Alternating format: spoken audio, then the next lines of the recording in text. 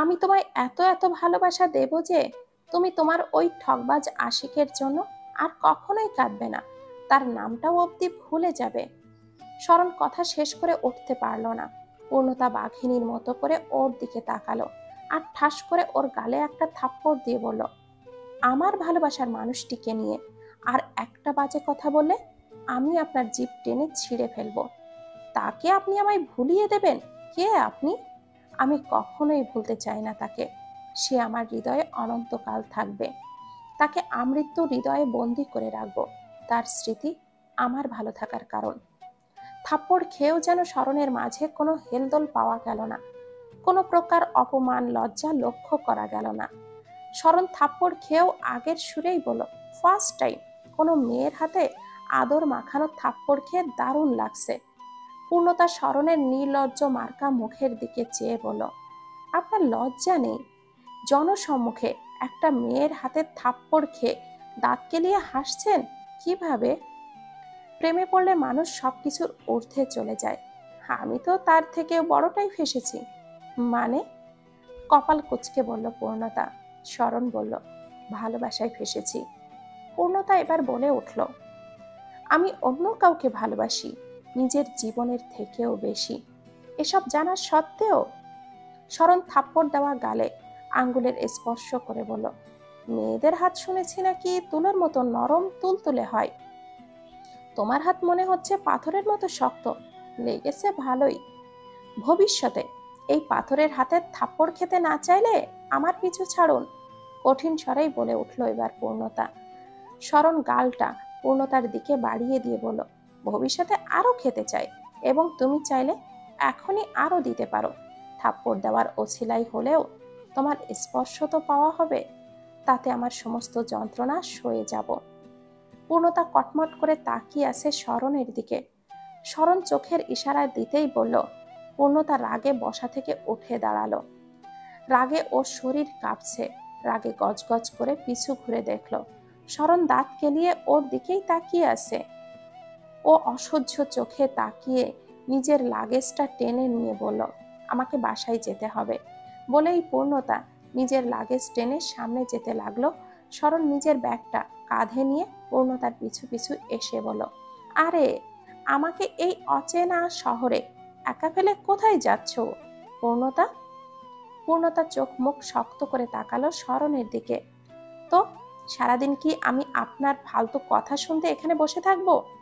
এমন ভাবে বলছেন যেন নিজে একটা শিশু। তা কখন বললাম? বাসায় যাবে ঠিক আছে, কিন্তু আমাকে ফেলে যাচ্ছ কেন? পূর্ণতা কপাল কুঁচকে বলল, মানে আপনাকে নিয়ে আমি কোথায় যাব? কেন, তোমার বাসায়? বলে লাজুক হেসে বলল, এভাবে শ্বশুরবাড়ি যেতে খুব লজ্জা লাগতেছে, কিন্তু কিছুই করার নেই। এখন শ্বশুরবাড়ি যাওয়া ছাড়া আমার তো আর থাকার জায়গা নেই। পূর্ণতা যেন আকাশ থেকে পড়ে বলল, হোয়াট? ঢাকা শহরে কি হোটেলের অভাব পড়েছে? না তো, বাট আমি তো যেখানে সেখানে থাকতে পারি না। দেখুন, আপনি আমার অনেক বড় একটা উপকার করেছেন, এজন্য অনেক কৃতজ্ঞ আমি আপনার প্রতি। দয়া করে এবার আমাকে ছেড়ে দিন। শুধু কৃতজ্ঞতা প্রকাশ করলে তো আমি ছাড়তে পারবো না পূর্ণতা। তুমি তো কথা দিয়েছিলে আমি যে শর্ত দিব তুমি তা মানবে। আমার শর্ত হলো, আমি তোমার বাসায় 1 সপ্তাহ থাকতে চাই। আপনার মাথা ঠিক আছে তো? একদম ঠিক আছে। আপনি কি সব বলছেন? তোমার কি কানে সমস্যা? বলো তো, আমি লিখে দিচ্ছি তাহলে। পূর্ণতা রাগে কাঁপতে কাঁপতে বলল, খাতা কলম কি সাথে নিয়ে এসেছেন? একজন টিচার আমি, আমার কাছে কি কলম খাতা থাকবে না? দেখুন, আপনি কোথাও বাসা ভাড়া নিয়ে থাকেন 1 সপ্তাহ, আমাকে নিস্তার দিন। আমি সিদ্ধান্ত নিয়ে ফেলেছি, মায়া ভাবিরা না আসা পর্যন্ত আমি আমার শ্বশুর বাড়ি অর্থাৎ তোমার বাসায় থাকব। খুব এক্সাইটেড আমি সেখানে থাকার জন্য। পূর্ণতা নিজের কথার জালে এবার ফেসে যাবে এইভাবে সেটা ও কল্পনাও করেনি। শরণের মনে এত বড় একটা প্যাচ ছিল জানলে ও ফেরত না এসে রাজশাহী চলে যেত। এখন এই বিপদ কাঁধ থেকে নামাবে ও কিভাবে? পূর্ণতা নিজের লাগেজ ছেড়ে চিন্তিত মুখে দাঁড়িয়ে আছে। আশালতা বেগম ছেলেকে পুলিশের সঙ্গে যেতে দেখে অসুস্থ হয়ে পড়েছেন। সাথে সাথে গুরুতর অসুস্থ হয়ে হাসপাতালে ভর্তি। বাসায় কাজের বুয়ার মাধ্যমে আত্মীয় স্বজনের কাছে খবর চলে যায়। বিয়ে বাড়ি ফেলে সবাই হসপিটালে এসে জড়ো হয়। আশালতা বেগম একটু সুস্থ হতেই মেয়ের জামাইকে বললেন, আমার ছেলেটাকে থানা থেকে ছাড়িয়ে আনো বাবা, যতই খারাপ হোক ওর এই পরিণতি আমি মা হয়ে কিভাবে সহ্য করব। আয়রার বাবা তার হাত ধরে চিন্তা করতে মানা করলেন। আশালতা বেগমের চোখ বেয়ে অঝোর ধারায় অশ্রুধারা নামছে। মা যে সন্তান যতই খারাপ হোক না কেন তার ক্ষতি দেখলে শান্ত হয়ে থাকতে পারে না। আশালতা বেগমকে আয়রার মা নিজের বাড়ি নিয়ে আসলো। বিয়ে না হওয়া পর্যন্ত এখানেই মাকে রাখবে। আশালতা বেগম আদরের নাতনির বিয়েতে এসেছে, কিন্তু তার মন পড়ে আছে ছেলের কাছে। ছেলেটাকে সামনে সামনে যতই দূরে ছাই করুক না কেন, একটা ছেলে তো তার আদরে মানুষ করেছে সে।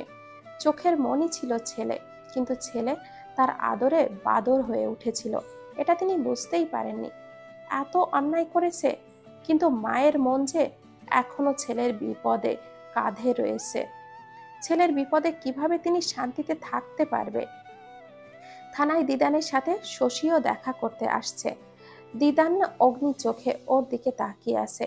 শশী বলল, দিদান, আমার গায়ে হাত তুলে তুমি খুব ভালো কাজ করেছো, না হলে তোমাকে আমি এত সহজে কি জেলের ভাত খাওয়াতে পারতাম বলো?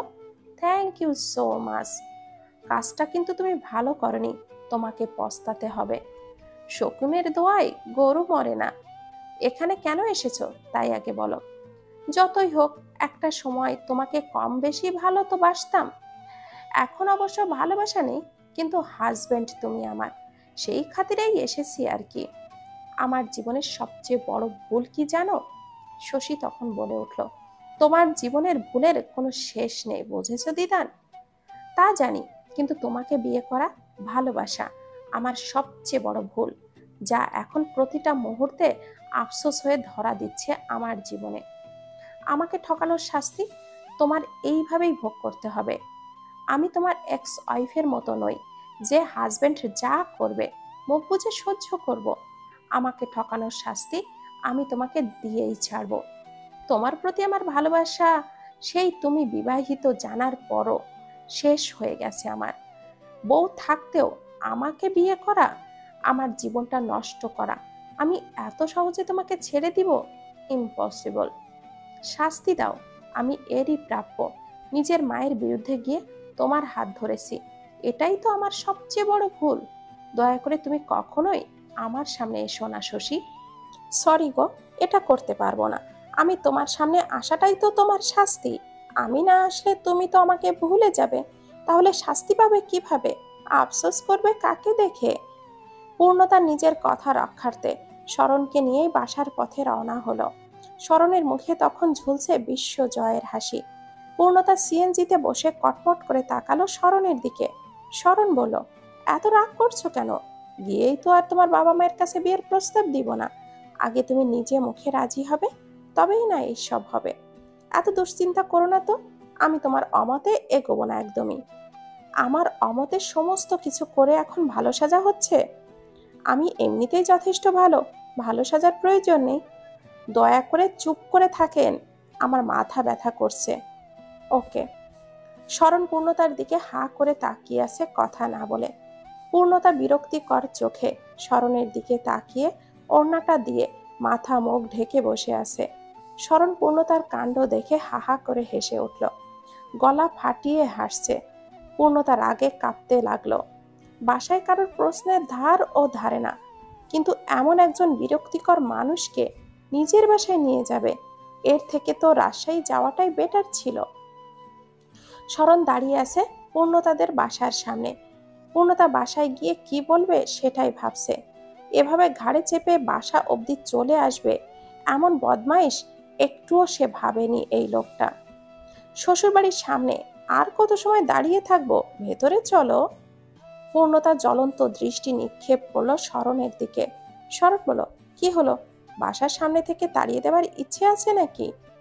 পূর্ণতা মাপ চাওয়ার মতো হাত জড়ো করে বলল, বাসায় গিয়ে আব্বু আম্মুর সামনে দয়া করে একটু মুখে লাগাম টানবেন, তাদের সামনে সিন ক্রিয়েট করবেন না। এমনিতে তাদের বেয়াদব বেয়ারা সন্তান আমি। আপনাকে বাসায় নেবার পর হয়তো আরো গাঢ় হবে সেটা। স্মরণ পূর্ণতার সাথে বাসায় প্রবেশ করলো। পূর্ণতার বাবা শাহিন আলম তখন বাসায় ছিলেন না। পূর্ণতার মা রোজিনা বেগম মেয়ের সাথে এক অপরিচিত পুরুষের প্রবেশে অবাক হয়ে তাকিয়ে থাকে। পূর্ণতার মায়ের মুখে প্রশ্নের মেলা দেখতে পায়। এই একটা নিঃশ্বাস ফেলে মায়ের কাছে এগিয়ে গিয়ে বলে, ওনার বাসা রাজশাহী, ঢাকায় এসেছে দরকারি কাজের জন্য, সপ্তাহখানেক থাকবে, আমার পরিচিত, তাই আমাদের বাসায় নিয়ে আসলাম এই কয়দিন এখানে থাকার জন্য। তোমার কোনো সমস্যা হবে? রোজিনা বেগম মাথা নাড়িয়ে না বুঝিয়ে চিন্তিত মুখে বললেন, তোমার বাবা কি মনে করবে?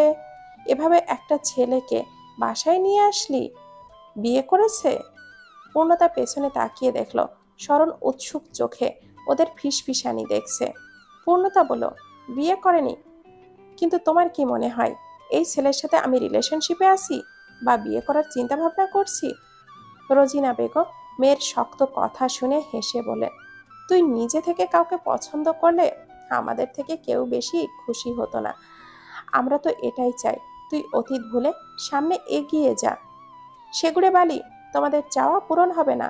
ওনাকে ওনার রুমটা দেখিয়ে দাও, আমি নিজের রুমে যাচ্ছি, মাথা ব্যথা করিয়ে ফেলেছে একেবারে। নামটা তো বলে যা। পূর্ণতা স্মরণকে নিজের মায়ের সামনে ফেলে চলে গেল। স্মরণ ওকে গটগট পায়ে চলে যেতে দেখে বলল, আরে আমাকে ফেলে কোথায় যাচ্ছ? রোজিনা বেগম এগিয়ে এসে বলল, তোমার নাম কি?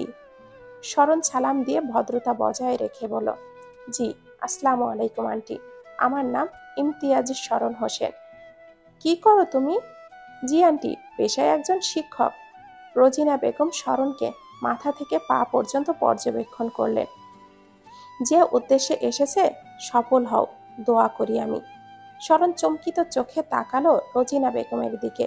রোজিনা বেগম বুয়া ডেকে রুমে নিয়ে যেতে বলল স্মরণকে। স্মরণ রুমে এসে থ মেরে বসে আছে খাটে। রোজিনা বেগমের শেষের কথা শুনে ও স্তব্ধ। ওর উদ্দেশ্য আছে, উনি বুঝলেন কিভাবে? কেমন রহস্যময় করে কথা বললেন, আবার ওকে দেখেও তেমন রিয়াক্টও করলো না। কেমন জানি দেখে যেন আরো স্বস্তি পেয়েছেন। শাহিন আলম বাসায় এসে স্মরণকে ডেকে পাঠালো। কোনো ছেলেকে তার মেয়ে পরিচিত বলে বাসায় এনেছে, এটা তো দেখতে হবে তাকে। তার ডাকে স্মরণ বহার্ত মুখে এসে দাঁড়ালো। পূর্ণতার সাথে তোমার পরিচয় কিভাবে বাবা? স্মরণ মাথা নিচু করে বলল, পাত্রী দেখতে গিয়ে মিস পূর্ণতার সাথে আমার প্রথম দেখা এবং প্রথম সাক্ষাৎকার হয়েছে। বুঝলাম না, পাত্রী কোথায় দেখতে গিয়েছিলে? পাত্রী কি নিজের জন্য দেখতে গিয়েছিলে? জি আঙ্কেল, কিন্তু সেখানে পাত্রীকে রেখে আমি আপনার মেয়ে মিস পূর্ণতাকে চয়েস করেছিলাম। শাহিন আলম বিস্মিত চোখে তাকালো স্মরণের দিকে। কেমন নির্ভয়ে বলে দিল, একটুও ভয় পাচ্ছে না। তিনি হতচকিত কণ্ঠে বলল, আমার সামনে দাঁড়িয়ে অকপটে কথা বললে একটু ভয় করছে না তোমার? স্মরণ বলল, সরি আঙ্কেল, আমাকে বেয়াদব ছেলে ভাববেন না। সত্যি কথা বলাতে আমি সত্যি কথা বলতে পছন্দ করি আঙ্কেল। চাইলেই আমি হাজারটা বানোয়াট কথা আপনাকে বলতে পারতাম, কিন্তু ইচ্ছে করলো না। মিথ্যা বলার চেয়ে সত্য বললে একটু রাগের সম্মুখীন হওয়াটাই ভালো। তুমি যথেষ্ট সাহসী এবং বুদ্ধিমান। সাহসী না হলে কি আপনার ঘাড়তাড়া মেয়েকে রাজি করিয়ে বাসায় আসতে পারতাম? আপনার মেয়ে যে ধানি লঙ্কা, তার সামনে সাহসী তো হতেই হবে। এসব জানার পর আমি যদি তোমাকে বাসা থেকে বের করে দেই, তোমার ভয় করছে না? আপনি বের করে দিলে কথা বলতে ডাকতেন না। বাসায় ফিরে এসে এক অপরিচিত ছেলে বাসায় এসেছে, এটা শুনলেই তখনই ঘাড় ধরে বের করে দিতেন। এতটা সময় অন্তত নিতেন না uncle. Very smart. Shahin Alam চলে গেলেন। স্মরণ সোফায় বসতেই পূর্ণতা এগিয়ে এসে বলল, বাবার সাথে কি কথা বললেন? জামাই শ্বশুরের পার্সোনাল কথা শুনে তোমার তো কাজ নেই।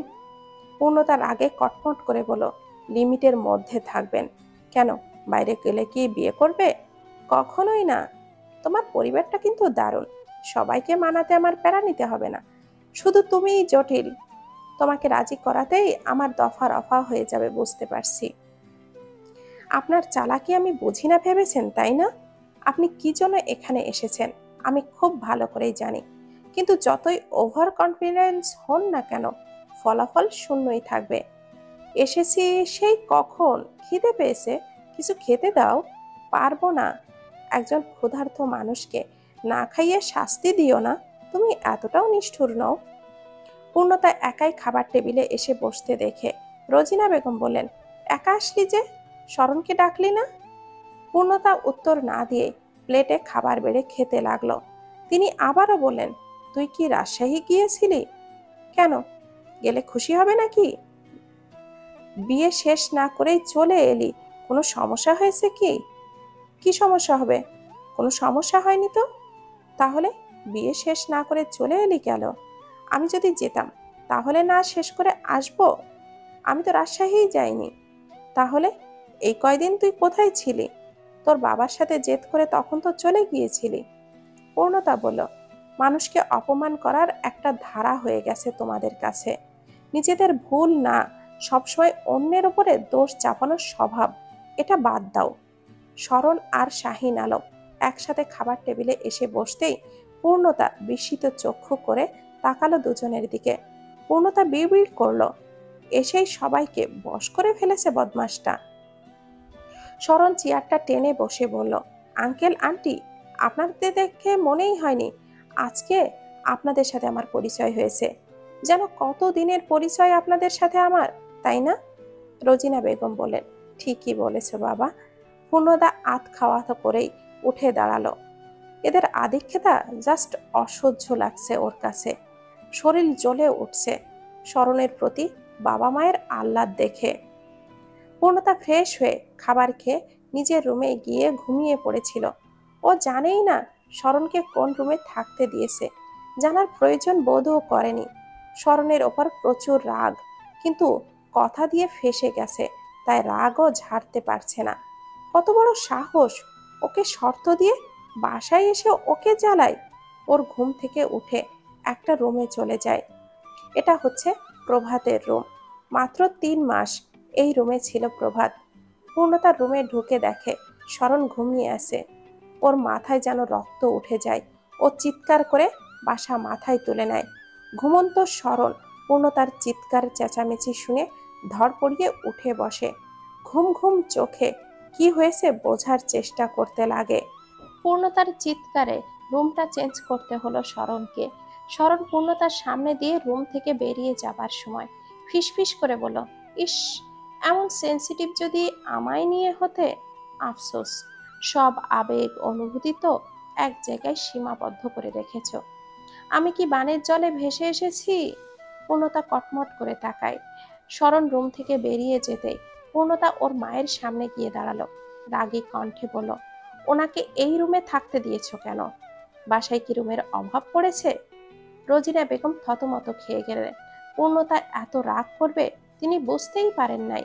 রোজিনা বেগম বললেন, এত রাগ করছিস কেন? রাগ করবো না বলছো? দেখ, আমি তেমন কিছু ভেবে থাকতে দেইনি। এই রুমটা পরিষ্কার ছিল, তাই এখানে থাকার কথা বলেছি। কয়েকদিনেরই তো ব্যাপার, তাই আর তুই এত রাগ করবি জানলে থাকতে দিতাম না।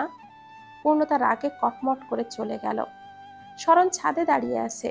ওর চোখের সামনে একটা দোলনায় দোল খাচ্ছে, কিন্তু বসার অনুমতি নেই। কাজের বুয়ার থেকে সতর্কতা বাণী পেয়েছে সে। এই দোলনায় নাকি পূর্ণতা কাউকে বসার অনুমতিই দেয় না। শরণ দোলনার দিকে তাকিয়ে মুচকি হাসলো। দোলনার দিকে তাকিয়ে শরণ বিড়বিড় করে বলল, এই দোলনার মতো আমিও তোমার জীবনের একটা অংশ হতে চাই পূর্ণতা। আমাকে এই দোলনার মতো করে রাখবে, কাউকে ছুতে দেবে না। মেজাজ গরম হয়েছিল পূর্ণতার। ছাদে এসে একটু মনটা হালকা করতে চাইছিল, কিন্তু ছাদে এসেই শান্তি নেই এটা দেখতে পেল। আগে থেকে শরণ ছাদে দাঁড়িয়ে একাই পাগলের মতো করে বিড়বিড় করছে আর কি যেন বলছে। ও কপাল কুঁচকে এগিয়ে গেল শরণের দিকে নিঃশব্দ পায়ে। তারপর কর্কশ কণ্ঠে বলল, আপনি এখানে কি করছেন? চমকে উঠল শরণ। ঘাড় ফিরিয়ে তাকাতেই দেখতে পেল পূর্ণতা কপাল কুঁচকে তাকিয়ে আছে। চোখে মুখে রাগ উপচে পড়ছে যেন। শরণ পিছু ঘুরে ছাদের দেওয়ালে হেলান দিয়ে সরাসরি তাকালো পূর্ণতার দিকে। তারপর বলল, তোমার অপেক্ষাতেই ছিলাম, এত লেট করলে যে? পূর্ণতার কুঁচকে রাখা ভুরু জোড়া আরো বেশি কুঁচকে গেল। এই বিমূঢ় কণ্ঠে বলল, হোয়াট? শরণ ঠোঁটের কোণে হাসি এনে বলল, মানে তোমার সাথে একটু খোলা ছাদে এসে গল্প করতে ইচ্ছে করছিল। আপনি ভাবছেন আমি আপনার সাথে গল্প করব? তাচ্ছিল্য কণ্ঠে বলল পূর্ণতা। শরণ বলল, না করার কি আছে? আমি তো আর তোমার সাথে প্রেম করার জন্য বসে নেই যে তুমি না করবে। পূর্ণতা শরণের দিকে বিরক্তিকর দৃষ্টি নিক্ষেপ করে দোলনায় গিয়ে বসলো। শরণ কয়েক কদম এগিয়ে দোলনার কাছাকাছি এসে দাঁড়িয়েছে। অতঃপর বলল, শুনলাম তুমি নাকি এই দোলনায় কাউকে বসতে দাও না? পূর্ণতা কোনো উত্তর দিল না, নিজের মতো করে দোলনায় বসে দোল খেতে লাগলো। শরণ উত্তর না পেয়ে গালে হাত দিয়ে পূর্ণতার দিকে তাকিয়ে আছে। পূর্ণতা বিরক্ত নিয়ে বলল, অসভ্যের মতো তাকিয়ে আছেন কেন? শরণ পূর্ণতার কথায় থতমত খেয়ে সোজা হয়ে দাঁড়ালো। অতঃপর বলল, কি করব, তুমি তো কোনো কথাই বলছো না, তাই তাকিয়ে থাকা ছাড়া আর কোনো কাজ খুঁজে পাচ্ছি না। পূর্ণতা জ্বলন্ত দৃষ্টি নিক্ষেপ করলো শরণের দিকে। অতঃপর রাগান্বিত স্বরে বলল, বলুন, কি বলবেন? শরণ পূর্ণতার কথায় হো হো করে হেসে উঠল। পূর্ণতা কটমট করে তাকিয়ে আছে ওর দিকে, বেয়াদবের মতো করে হাসতে দেখে। কি আর বলবো, আমার কথাই তো সব উদ্ভট তোমার ভাষ্য মতে। শুনলে তুমি সেই মেজাজ গরম করে চিৎকার চেঁচামেচি করবে। তাহলে এখান থেকে যান, আমাকে একটু একা শান্তিতে থাকতে দিন। শরণ পূর্ণতার দিকে 2 সেকেন্ড চেয়ে থেকে ওকে বলে চলে গেল। পূর্ণতার চোখটা বন্ধ করে শান্তির নিঃশ্বাস ফেলল। শরণ চলে যাওয়ার পর কিছুটা শান্তি অনুভব করছিল, কিন্তু হঠাৎ মনে হলো ওর সামনে কেউ দাঁড়িয়ে আছে। ও চোখ মেলেই দেখলো শরণ দাঁত কেলিয়ে হাসছে। পূর্ণতা রাগে বসা থেকে উঠে দাঁড়িয়ে বলল, আপনি জাননি? চলে যাচ্ছিলাম, ভাবলাম একটা কথা বলেই যাই, না বলে আর শান্তি পাচ্ছিলাম না। এত সুন্দর রোমান্টিক একটা ওয়েদার, চারিদিক থেকে ঝড়ের মতো করে হাওয়া আসছে, বাতাসে তোমার খোলা চুলগুলো উঠছে। পূর্ণতার চুলে হাত দিয়ে বলল, আমার চুল বাঁধা, চোখ গেছে নাকি? শরণ মৃদু হেসে বলল, আরে আমি কল্পনা করছি, ওই দেখো পশ্চিম আকাশে রক্তিম হয়ে সূর্য ডুবে যাচ্ছে। পরিবেশ করে তুলেছে গোধূলি লগ্নের প্রেমময়। চারিদিক হতে পাখির কিচিরমিচির শব্দে গানের মতো অনুভূতি হচ্ছে, যেন আমাদের দুজনের মনকে পুলকিত করতেই ওরা গান গাইছে। এই যে সুন্দর মনোরম পরিবেশে কথাটা না বলাটা ভারী অন্যায় হয়ে যাবে। পূর্ণতা কঠিন সুরে বলল, কি কথা, বলে দ্রুত এখান থেকে বিদায় হন। শরণ পূর্ণতার চোখে চোখ রেখে একটা দীর্ঘশ্বাস ফেলে বলল, অতীত আঁকড়ে ধরে কতদিন থাকবে? অতীত ভুলে কি সামনে এগিয়ে যাওয়া যায় না? পূর্ণতা ধমক দিতে চাইছিল, কিন্তু কেন জানি দিতে ইচ্ছে করলো না। ওনাকে বুঝতে হবে, উনি যতই চেষ্টা করুক না কেন কাজ হবে না। রাগ করে চিৎকার করে একে বোঝানো যাবে না। পূর্ণতা দোলনায় ফের গিয়ে বসলো। তারপর বলল, অতীত কিভাবে ভুলে যাব বলতে পারেন? অতীত তো জীবনেরই একটা অংশ, জীবনের প্রথম ধাপ, যা আমরা না চাইতেও ফেলে আসি। অতীত ভুলে কেউ থাকতে পারবে না। এই যে আমি কয়েকদিন পর হয়তো আমিও আপনার অতীতের একটা অংশ হয়ে থেকে যাব। আমি আপনার জীবনে ভালো অতীত নাই হতে পারি, কিন্তু আমার অতীত কিন্তু খুব সুন্দর, যাকে আমি চিরকাল বাঁচিয়ে রাখব। শরণ বলল, আমি তোমাকে আমার অতীত, বর্তমান, ভবিষ্যৎ 3 প্রজন্মেই চাই পূর্ণতা। আপনার সাথে শান্তিতে একটু কথা বলতে মন স্থির করেছিলাম আমি, তাই এইসব বলে আমার মুডটা নষ্ট করবেন না আপনি, প্লিজ। শরণ মুখে হাত দিয়ে বলল, সরি, এই যে মুখে হাত দিলাম। তুমি কথা বলবে আর আমি তোমায় কথা বলার ব্যাঘাত দিব? ইম্পসিবল। আমি জন্ম জন্ম তোমার সাথে কথা শুনে যেতে চাই। পূর্ণতা একটা তাচ্ছিল্যের হাসি দিয়ে বলল, আমার কথাগুলো শোনার পর হয়তো, কথা তো দূরে থাক, আমার উপস্থিতি আপনার পছন্দের বাইরে চলে যাবে। শরণ বাচ্চাদের মতো করে মুখে আঙ্গুল দিয়ে দাঁড়িয়েছিল। পূর্ণতা তা দেখে হাসি পাচ্ছিল, নিজেকে সামলে নিয়ে সিরিয়াস হতে যাবে। তখনই শরণ মুখ থেকে হাতটা সরিয়ে সরি ছট করেই 2 কান ধরে আঙ্গুল ঢুকিয়ে কানটা বন্ধ করে বলল, তাহলে থাক। যেসব শুনলে আমি তোমায় আর সহ্য করতে পারবো না, আমি সেইগুলো শুনতে চাই না। পূর্ণতা এবার কিং কর্তব্য বিমূঢ় হয়ে হাতের ইশারায় বলল, কান থেকে হাতটা সরান। নো, আমি তোমাকে পছন্দ করি, ভালোবাসি। এখানে অপছন্দের কোনো জায়গা নেই। তুমি কিছু বলেই আমাকে বিভ্রান্ত করতে পারবে না। আমি সেই সুযোগ তোমায় দিতে পারবো না পূর্ণতা। I really love you. ভালো না বাসো, আমার অনুভূতিকে অন্তত নষ্ট করো না। মাথা মোটা হাদারাম একটা। রাগে পূর্ণতার মুখশ্রী রক্তিম হয়ে উঠল। শরণ কানে আঙ্গুল ধরে নিচে চলে গেল। পূর্ণতা ওর যাওয়ার দিকে চেয়ে আছে বোকা হয়ে। এটা কি পাগল নাকি? অসহ্য করে ফেললো আমায়। পূর্ণতার মেজাজটাই নষ্ট হয়ে গেল। শরণের এমন আচরণে বাকরুদ্ধ হয়ে বসে রইল। তারপর নিজেও গটগট করে নিচে চলে এলো। মুডটাই নষ্ট করে দিয়েছে এই লোকটা, আস্ত একটা পাগল। পূর্ণতা বসে আছে রেস্টুরেন্টে। অনেক দিন পর সব ফ্রেন্ডরা একসাথে হয়েছে। মায়াবাদে সবাই এসেছে একসাথে। পূর্ণতার চশমা পরে এসেছে, তাই নিয়ে ওরা ওকে হাসি তামাশা করছে। পূর্ণতা ওদের কথায় চশমা খুলে ব্যাগে ঢুকিয়ে বলল, এটা পরে আসা উচিত হয়নি। দিঘি ওর বাহুতে ধাক্কা দিয়ে বলল, তোকে চশমায় কিন্তু সেই লাগছিল পূর্ণতা। পূর্ণতা পাল্টা জবাব দিতে যাবে, খেয়াল করে শরণ এক কোণে বসে ওর ওপরেই নজর রাখছে। শরণকে দেখে পূর্ণতার মেজাজটা গরম হয়ে যায়, চোখ দুটো বড় বড় হয়ে যায়। উনি এখানে কি করছে? রাগে পূর্ণতার শরীরটা কাঁপছে। চোখ মুখ শক্ত করে ওর দিকে বাঁকা চোখে তাকিয়ে আছে। শরণ পূর্ণতার দিকে চোখ দিয়ে ঘুরিয়ে অন্যদিকে তাকায়, এমন ভান ধরে যেন পূর্ণতাকে দেখেইনি। পূর্ণতা জ্বলন্ত দৃষ্টি নিক্ষেপ করে ভাবছে, উনি আমায় তাহলে ফলো করছে?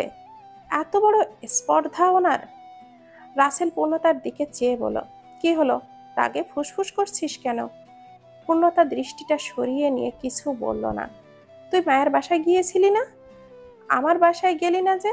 অভিমানী কণ্ঠে বলল দিঘি। অনেক কাহিনী করে গিয়েছিলাম, যাওয়ার পরও কাহিনী কম হয়নি। যেভাবেই যাস গিয়েছিলি তো, আমাদের বাসায় কবে যাবি বল?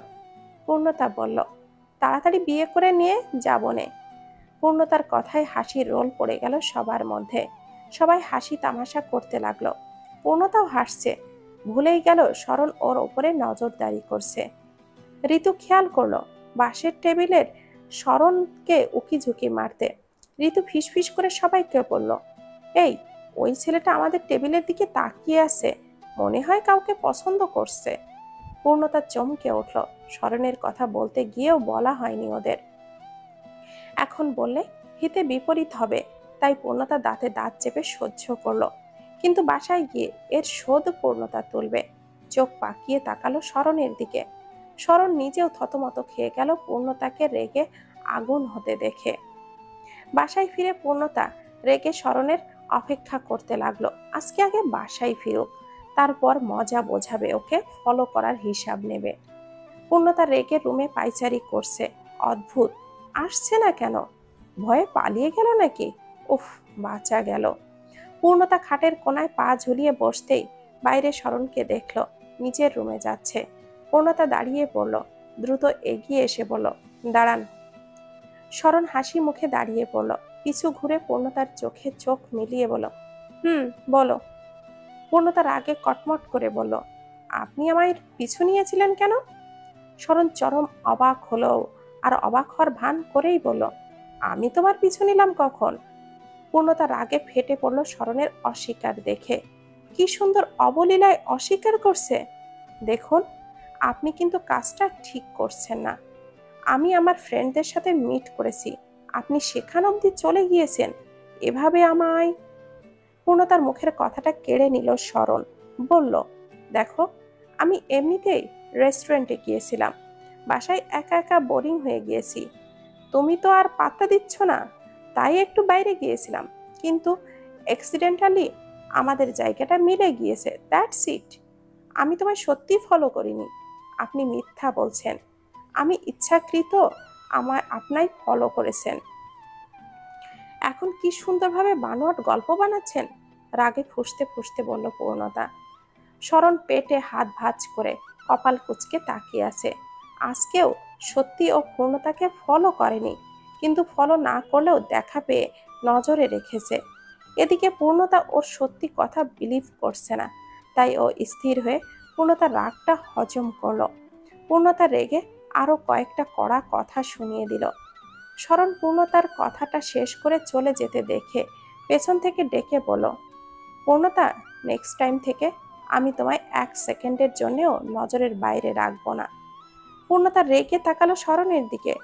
শরণ পূর্ণতার রাগী চোখে তাকিয়ে বলল, তোমাকে রাগলে সুন্দর লাগে না বেশি, বুঝেছ?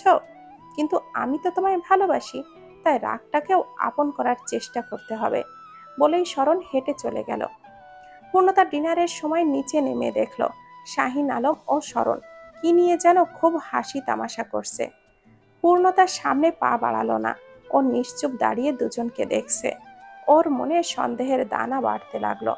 শরণের কি মানুষকে জাদু করার কোনো শক্তি আছে? আমার বাবার মতো রাগী গম্ভীর মানুষকে কিভাবে এতটা হাত করলো? বাবা শরণের সাথে এত স্বাভাবিক হয়েছে যেন শরণ তার নিজের ছেলে। দেখে গা জ্বলে উঠল পূর্ণতার। নিচে না নেমে পূর্ণতা ফের উপরে উঠে এলো। সোজা প্রভাতের রুমে এসে থেমেছে। রুমে প্রবেশ করে বিছানায় বসতেই পুরানো অনেক স্মৃতি তরতাজা হয়ে উঠল। চোখের সামনে হাজারো স্মৃতি ভেসে উঠল। পূর্ণতার রুমের আনাচে কানাচে দৃষ্টি নিক্ষেপ করছিল চঞ্চল চোখে। সব কিছুই আগের মতো, শুধু তুমি নেই। পূর্ণতার চোখের জল জমে উঠল। ও বিড়বিড় করল, তুমি থেকে সব এলোমেলো হয়ে গেলেও আমি ভালোই থাকতাম। সব ঠিক আছে, শুধু তুমি নেই। তোমাকে হারানোর মতো ভয়ঙ্কর কষ্ট আমি কখনোই পাইনি প্রভাত। পূর্ণতার চোখ মুছে উঠে দাঁড়ালো। দরজায় নজর পড়তেই শরণকে সেখানে দাঁড়িয়ে থাকতে দেখে কপাল কুঁচকে নিল। এইমাত্র না নিচে ছিল, এখানে এলো কখন? পূর্ণতা প্রশ্নবিদ্ধ চোখে তাকিয়ে আছে। শরণ ভেতরে ঢুকে এলো। আপনি এখানে কি করছেন? শরণ দৃষ্টি ঘুরিয়ে বলল, তোমায় নজরে নজরে রাখছি। তখন কি বলছিলাম ভুলে গেছো? ফলো না করেও তার ভাগিদার হয়েছি। আর তোমার পিছু থাকতে আমার বিরক্তি আসে না, বরঞ্চ ভালোই লাগে। আপনি এইসব পাগলামি ছেড়ে রাজশাহী ফিরে যাবেন কবে? গম্ভীর মুখে বলল পূর্ণতা। শরণ বিছানায় বসতে গিয়ে গেল। পূর্ণতা চিৎকার করে উঠল, বাইরে আসুন। শরণ কোমর সোজা করে দাঁড়িয়ে বলল, ওকে ওকে, দাঁড়িয়ে আসছি, কুল কুল। এখানে একটু বসলেই তোমার প্রেমিকের জায়গায় আমি নিয়ে নিতে পারবো না। এত ভীতু কেন তুমি? পূর্ণতা শান্ত হয়ে বলল, আমি চাই না তার জিনিস আপনি স্পর্শ করুন। আচ্ছা, করলাম না, গা ঝাড়া দিয়ে বলল। পূর্ণতা বাঁকা চোখে শরণের দিকে তাকিয়ে বলল, এখান থেকে যান। আপনার জন্য কি আমি নিজের বাসায়ও 2 মিনিট শান্তিতে থাকতে পারবো না? তুমি এখানে এসে শান্তি কোথায় পাচ্ছ? কেউ শান্তিতে চোখের জল ফেলে? তোমার ভেতরে তো অশান্তি বয়ে যাচ্ছে। আমার পার্সোনাল ম্যাটারে হস্তক্ষেপ করবেন না। সবকিছু কিন্তু ভালো লাগে না। পূর্ণতার রাগ দেখে শরণ কথা বাড়ালো না। পূর্ণতাকে একা ছেড়ে দিয়ে চলে গেল। শরণ হুট করেই বাসা থেকে চলে গেছে। আজকে পঞ্চম দিন ছিল। শরণের নাম্বারটাও পূর্ণতাদের বাসার কেউই জানে না। পূর্ণতার মা বাবা শরণের চিন্তায় খাবার গিলছেও না। পূর্ণতা সোফায় পায়ের উপরে পা তুলে শান্তিতে বসে আছে। তার মানে আপদ তাহলে বিদায় হয়েছে। শান্তির একটা নিঃশ্বাস নিল পূর্ণতা। সারাদিন পেরিয়ে রাত নেমেছে ধরণীর বুকে। রোজিনা বেগম শরণের রুমে গিয়ে দেখল শরণের প্রয়োজনীয় সবকিছুই ফেলে গিয়েছে। সেসব দেখে তিনি আরো বেশি দুশ্চিন্তা করতে লাগলো। তার দুশ্চিন্তা দেখে পূর্ণতা বাঁকা চোখে মায়ের দিকে তাকিয়ে আছে। মায়ের থেকে মাসির দরদ বেশি দেখছি। রোজিনা বেগম সোফায় স্বামীর পাশে বসে বলেন, ছেলেটা এইভাবে না বলে হুট করে কোথায় চলে গেল? আমার তো খুব টেনশন হচ্ছে। কোনো বিপদ হলো না তো?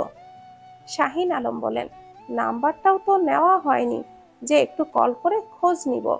এতদিন ছেলেটা বাসায় থেকে গেল, নাম্বারটাও নেওয়া হয়নি। তার কণ্ঠে তীব্র আক্ষেপ। যেন নাম্বারটা না নিতে পেরে বড় কোনো অন্যায় করে ফেলেছে। পূর্ণতা অনেক দিন পর একটু শান্তি পাচ্ছে নিজের বাসায়, একটু শান্তির নিঃশ্বাস ফেলতে পারছে। ও কিচেন থেকে একটা শসা ধুয়ে এনে এলো, এরপর সোফায় বসে টিভি ছেড়ে দিল। তারপর মায়ের দিকে বিরক্তিকর দৃষ্টি নিক্ষেপ করে বলল, এত টেনশন করবার কি আছে? হয়তো নিজের বাসায় ফিরে গেছে। তোমরা তো যাকে পাও মাথায় তুলে নাচতে শুরু করে দাও, কিন্তু সে তার রূপ দেখিয়ে চলে গেছে। এবার অন্তত মানুষ চিনতে শেখো। রোজিনা বেগম চিন্তিত পূর্ণতার দিকে তাকিয়ে বললেন, ছেলেটা তো রুমে নিজের সবকিছু ফেলে গেছে, এভাবে কি কেউ চলে যায়? ছেলেটার কোনো বিপদ আপদ হলো নাকি? আমার খুব ভয় লাগছে। শাহিন আলম বলেন, এখন কি করব? পুলিশের কাছে যাব নাকি? বাবা মায়ের আলোচনা শুনে পূর্ণতা স্তম্ভিত। এদের মাথা কি একেবারেই গেছে? ওই লোকটার জন্য থানায় যাবে? পূর্ণতার বাবার দিকে চেয়ে বলো, সামান্য বিষয়টাকে এত জটিল কেন করছেন? এসব করার কোনো দরকার নেই। শাহিন আলম বলেন, করতে হবে, আমাদের বাড়িতে ছিল, আমাদের একটা দায়িত্ব আছে তো। এভাবে হাত পা গুটিয়ে বসে থাকতে পারি না। শরণ কোথায় কেমন আছে জানতে হবে তো। তাই বলে থানায়? আমি নাম্বারের ব্যবস্থা করছি, দয়া করে আপনারা অতিরিক্ত চিন্তা করা বাদ দেন। কোথাকার কে না কে তার চিন্তায় মরে যাচ্ছে। অসহ্য চোখে পূর্ণতা বাবার দিক থেকে চোখটা সরিয়ে উঠে দাঁড়ালো। একটু শান্তি নেই এই বাসায়। আপদ বিদেয় হয়েছে, এখন আবার ওকে তার খোঁজ নিতে হবে। হাই কপাল। পূর্ণতা রুমে এসে মায়ের নাম্বারে কল দিল। মায়া কলটা রিসিভ করছে না। দরকারে একটাকেও পাওয়া যায় না। পূর্ণতা মায়ার হাজবেন্ডকে কল করলো এবং তিনি দ্রুত কলটা রিসিভ করলো। তিনি মায়ের কাছে ফোনটা নিয়ে দিল। এখন পূর্ণতা নাম্বার চাইতে হাঁসফাঁস করছে। কি মনে করবে এইভাবে নাম্বার চাইলে? বাবার বাড়াবাড়ি থামাতেই তো নাম্বারের ব্যবস্থা তারা করতেই হবে, নয়তো দেখা যাবে সত্যি সত্যি থানায় চলে যাবে। পূর্ণতা জানে শরণ ঠিক আছে, শুধু শুধু এসব করে ঝামেলা বাড়ানোর কি দরকার। মায়ের কাছে পূর্ণতা যখন বলল, মিস্টার শরণের নাম্বারটা একটু দিবি? মায়া বলল, ওকে আমি নাম্বারে মেসেজ করে পাঠাচ্ছি। পূর্ণতা ভ্যাবাচ্যাকা খেয়ে মেসেজের দিকে তাকিয়ে আছে। মায়া এত সহজেই নাম্বার দিবে ভাবেনি। ওকে কিছু বলল না? অদ্ভুত। পূর্ণতা মায়ার এই বিহেভে থতমত খেয়ে গেল, যেন মায়া আগে থেকেই জানতো পূর্ণতা শরণের নাম্বার চাইবে। পূর্ণতা নাম্বার নিয়ে নিচে এসে দেখে শরণ সোফায় আরাম করে বসে আছে। শাহিন আলম তাকে এটা ওটা জিজ্ঞাসা করছে। পূর্ণতা শরণকে দেখে তেড়ে এগিয়ে গেল। শাহিন আলম এবং রোজিনা বেগম মুখ লুকানোর চেষ্টা করছে। পূর্ণতার কথা দুজনের একজনও পাত্তা দেয়নি। এখন পূর্ণতার কথাটাই সঠিক হয়েছে। শরণ ভালোই আছে, আজ সারাদিন সে বন্ধুদের বাসায় ছিল। পূর্ণতাকে রেগে এগিয়ে আসতে দেখে শরণ কপাল কুঁচকে তাকিয়ে আছে। পূর্ণতার বাবা মায়ের দিকে এক পলক তাকিয়ে শরণের দিকে দৃষ্টি স্থির করে বলল, কি বলেছিলাম? এই যে, লোকটার কিছুই হয়নি, অযথা বাড়াবাড়ি করো না। নাম্বারের জন্য মরে যাচ্ছিলে। একজন তো থানায় গিয়ে জিডি পর্যন্ত করতে লাফাচ্ছিলেন। উনি দিব্যি বন্ধুদের সাথে আড্ডা দিয়েছে, আর ওনারা তাহার চিন্তায় প্রেশার হাই হয়ে যাচ্ছিল। রাগে গজগজ করে পূর্ণতা জায়গাটা ত্যাগ করলো। শরণ স্তব্ধ হয়ে পূর্ণতার রাগ দেখলো। শাহিন আলমের দিকে তাকিয়ে শরণ বলল, সরি আঙ্কেল, আসলে আমার ফ্রেন্ডের বউয়ের সিজার ছিল, ভোরেই কল দিয়ে জানালো রক্তের প্রয়োজন, এজন্যই তাড়াতাড়ি বেরিয়ে গিয়েছিলাম। রক্ত দিয়েও ওর স্ত্রীকে বাঁচাতে পারলাম না, তাই সারাদিন বন্ধুর সাথেই ছিলাম। ওর এই অবস্থায় ওকে ফেলে আসতে পারিনি। শাহিন আলমের প্রথমে বন্ধুর বাসায় ছিল, এটা শুনে মনে মনে রাগ লাগছিল ছেলেটার জন্য। সারাটা দিন এত দুশ্চিন্তা করলাম, আর ছেলেটা বন্ধুর বাসায় গিয়ে ফুর্তি করেছে। কিন্তু এখন শরণের কথা শুনে তার মনটা নরম হয়ে উঠল।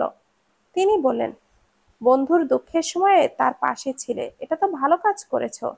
রোজিনা বেগম বললেন, তোমার জন্য চিন্তা করেছি অনেক, আমাদের বাসায় আসো, হঠাৎ বলা নেই কওয়া নেই, কোথায় গেলে, এই জন্যই ভয় করছিল কোনো বিপদ আপদ হলো কিনা। শরণ অপরাধীর কণ্ঠে বলল, আপনারা অনেক ভালো মানুষ আন্টি, আপনাদের মতো মানুষ আমি খুব কমই দেখেছি। আপনার বাসায় এসেছিলাম আপনাদের মেয়ের মনে একটু জায়গা করে নিতে, কিন্তু সেটা আমি পারবো কিনা জানি না। তবে আপনাদের ভালোবাসার করি আজীবন আমার মনে থাকবে।